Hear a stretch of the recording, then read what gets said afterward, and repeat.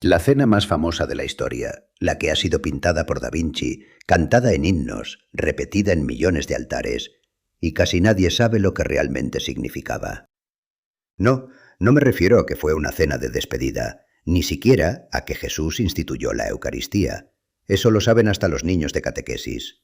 Lo que no te han contado es que toda la última cena, cada gesto, cada palabra, cada silencio, estaba perfectamente coreografiado dentro de un ritual judío que existía desde hacía más de 1500 años.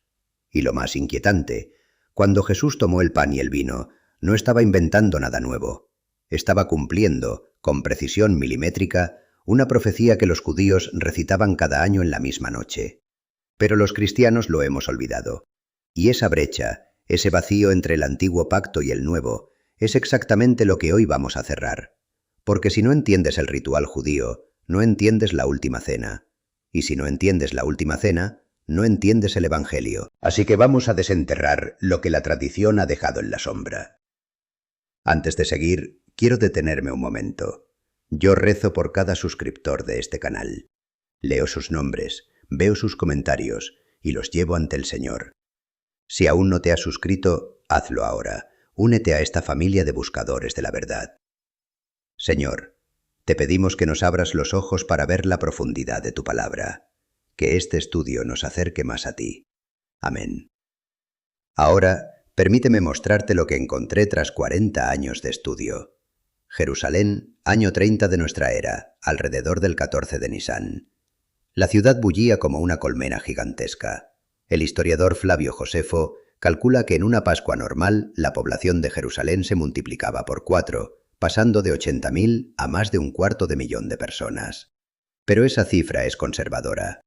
Otros estudios sitúan la cifra en cerca de 300.000 peregrinos, todos apiñados dentro de las murallas y en las laderas del monte del templo. El templo mismo, la casa de Dios, era el centro del mundo antiguo. Su plataforma mide unos 480 metros de largo por 300 de ancho, el equivalente a casi 30 campos de fútbol. Las piedras de sus muros pesaban hasta 570 toneladas, y en ese enorme complejo se sacrificaban ese día más de 250.000 corderos pascuales. La sangre corría por los canales de mármol del atrio, y los sacerdotes, vestidos de lino blanco, trabajaban en turnos interminables.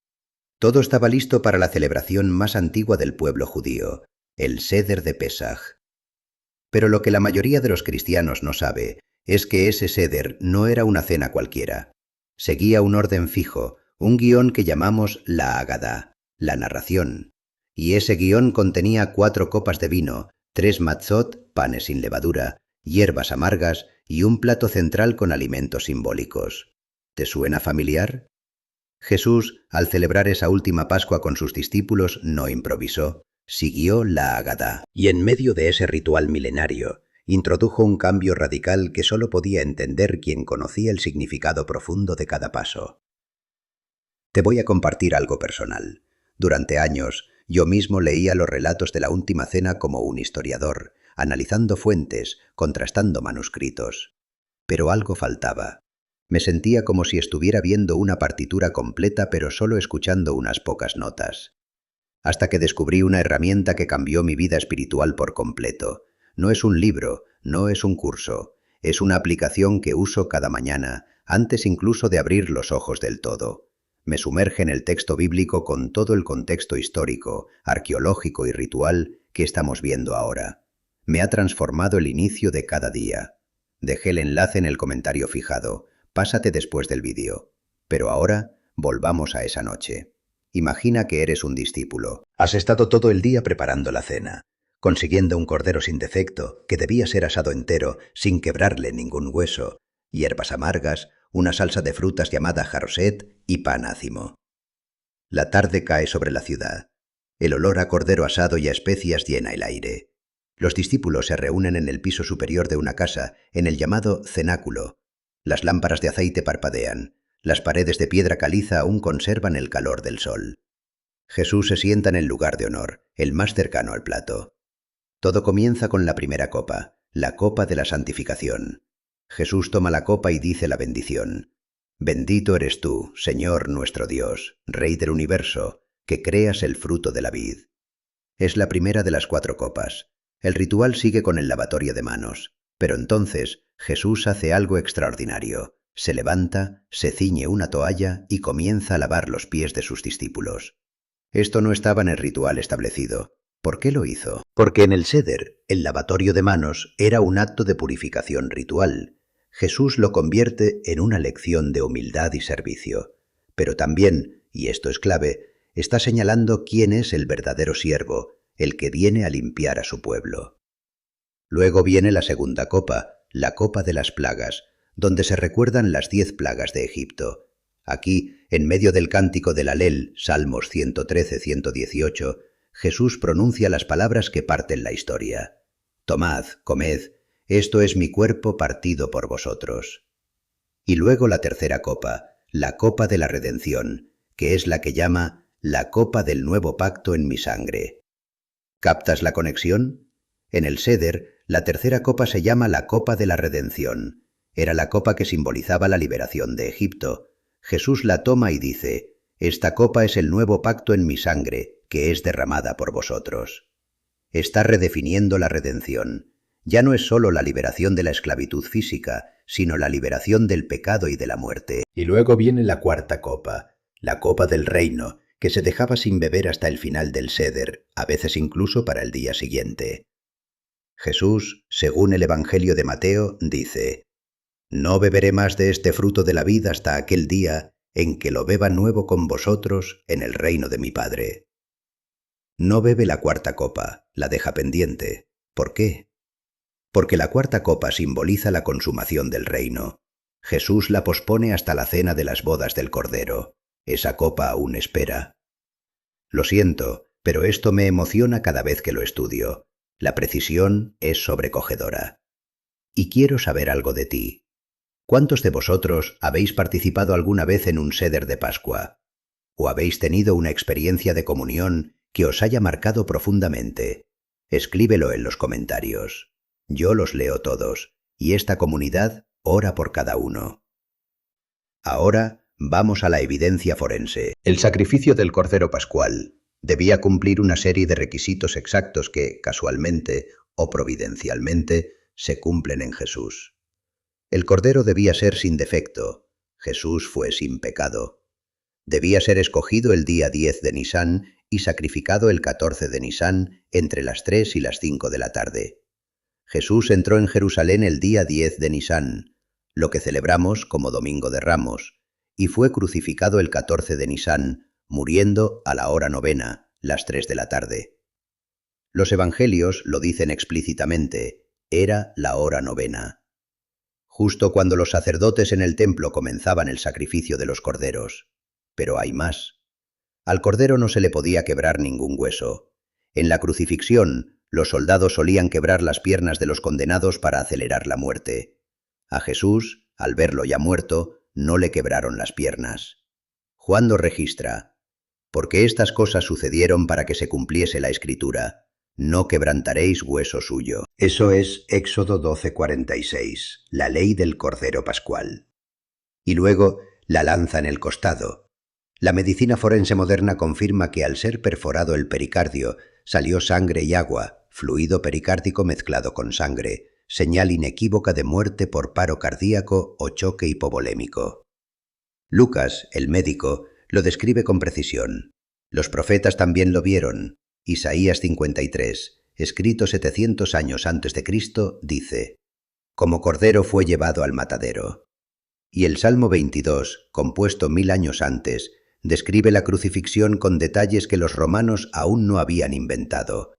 «Horadaron mis manos y mis pies, contaron todos mis huesos, repartieron entre sí mis vestiduras y sobre mi ropa echaron suertes».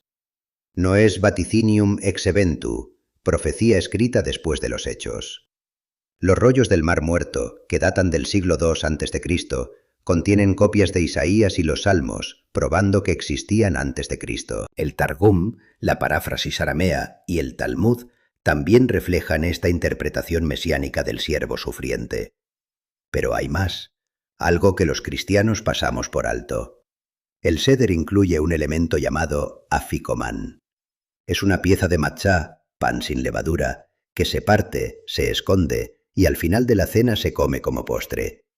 La palabra aficomán viene del griego afikomenos, que significa el que viene después o el que ha llegado. Los rabinos no se ponen de acuerdo sobre su origen, pero lo que es indiscutible es que Jesús, al tomar el pan, lo parte y dice: «Este es mi cuerpo». Está usando el aficomán, la pieza partida y escondida, para representar su cuerpo que será partido y sepultado. El paralelo es asombroso, y no me digas que es coincidencia. Pero aún no hemos cerrado el círculo. La cuarta copa, la del reino, sigue en pie. Jesús no la bebió esa noche. En la cruz, cuando dice «tengo sed», los soldados le ofrecen vinagre, pero él no bebe. Luego exclama «consumado es», en griego tetelestai. Esa palabra era usada en documentos comerciales para indicar pagado en su totalidad. También era la palabra que decía el sumo sacerdote cuando terminaba el sacrificio del cordero. Jesús está declarando que la obra de redención está completa. Y luego muere. La cuarta copa la bebe en la cruz, en forma de su propia sangre. O más bien, la deja pendiente para nosotros. En cada Eucaristía los cristianos participamos del cuerpo partido y la sangre derramada, anticipando la cuarta copa que beberemos juntos en el reino. Esa es la esperanza que nos sostiene. Y ahora el clímax. ¿Qué tiene que ver todo esto contigo, hoy, mientras ves este vídeo?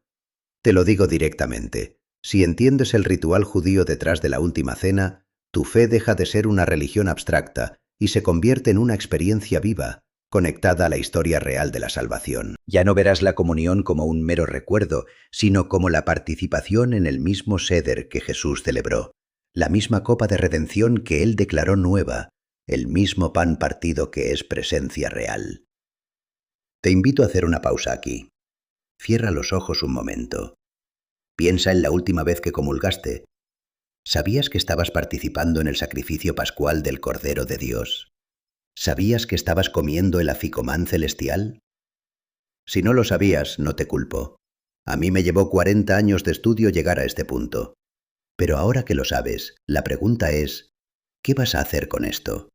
No puedes quedarte solo con el conocimiento, tienes que vivirlo cada día. Y para eso, déjame decirte algo que cambiará tu rutina matutina para siempre.